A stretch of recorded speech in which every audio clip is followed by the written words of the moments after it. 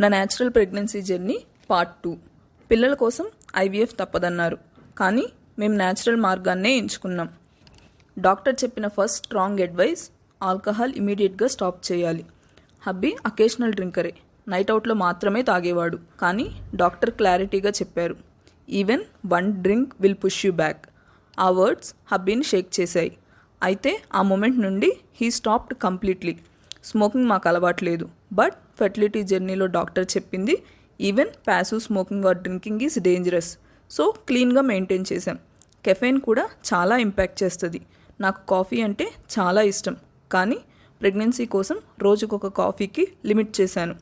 ఈ small changes చిన్న విషయాల్లాగా అనిపించవచ్చు, కానీ ఇంపాక్ట్ చాలా పెద్దది. మాలో కాన్ఫిడెన్స్ పెరిగింది, బాడీ మీద ట్రస్ట్ పెరిగింది, ఎమోషన్స్ కంట్రోల్ చేయడం ఈజీ అయింది. ఈ ఫేజ్లో మేము ఫిజికల్ చేంజెస్తో పాటు మెంటల్ క్లారిటీ కూడా పొందాం. మా లైఫ్ స్టైల్లో అన్నెసరీ స్ట్రెస్, టాక్సిన్స్ అన్నీ క్లియర్ చేశాం. మా డ్రీమ్కి ఒక స్టెప్ దగ్గరగా వెళ్తున్నాం అనిపించింది. మీలో చాలామంది కన్ఫ్యూజ్ అయిపోతారు, ఈ హ్యాబిట్స్ ఇంపాక్ట్ చేస్తాయా అని. Yes, they do. మేము చేసిన విషయాలు మీకు కూడా చాలా హెల్ప్ అవ్వచ్చు.